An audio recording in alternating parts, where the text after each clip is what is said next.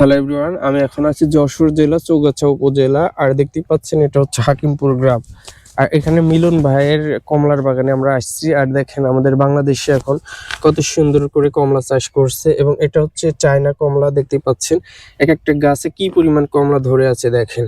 তো এটা আসলে দেখতেই ভালো লাগে। দেখেন বাংলাদেশের মাটি কত সুন্দর চমৎকার ভাবে এই কমলাগুলো হয়ে রয়েছে দেখেন, এবং এক একটা গাছে দেখেন কত সুন্দর করে কমলা ধরে রয়েছে। এবং দেখেন প্রত্যেকটা গাছে কিন্তু প্রচুর পরিমাণে ফল রয়েছে দেখেন।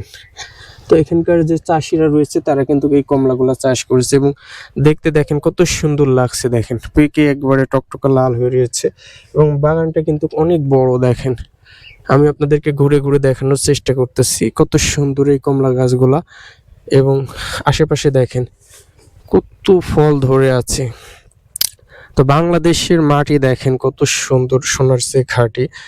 তো এখানে আসলে আমরা দেখতে পাচ্ছি একটা আপু আসছে। তো দেখেন ওনার সাথে আমরা কথা বলবো। তো এখানে আপনি কি দেখতে আসছেন?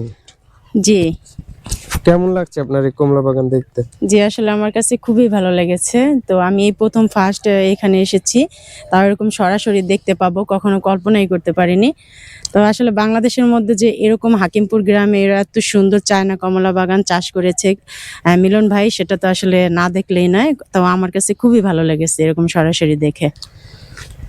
দেখতেই পাচ্ছেন আসলে এখানে কিন্তু দূর দূরান্ত থেকে মানুষ আসে এই বাগান দেখতে, এবং আল্লাহর কি নিয়ামত দেখেন এখানে কি পরিমাণ ফল ধরে রয়েছে, এবং অসাধারণ ফল দেখেন। এই গাছগুলোতে কত সুন্দর করে কমলা ধরে আছে, এবং এখানকার যেসব চাষিরা রয়েছে তারা কিন্তু এটা দেখে অনেক আনন্দের সাথে এগুলা চাষ করতেছে। এবং এক একটা গাছে দেখেন কি পরিমাণ ফল ধরে রয়েছে। এগুলো কিন্তু বিদেশি ফল, বাংলাদেশে চাষ হচ্ছে, এবং এক একটা গাছে দেখেন কত ফল রয়েছে, এবং খুবই সুন্দরভাবে এই কমলাগুলা চাষ করতেছে দেখতেই পাচ্ছেন।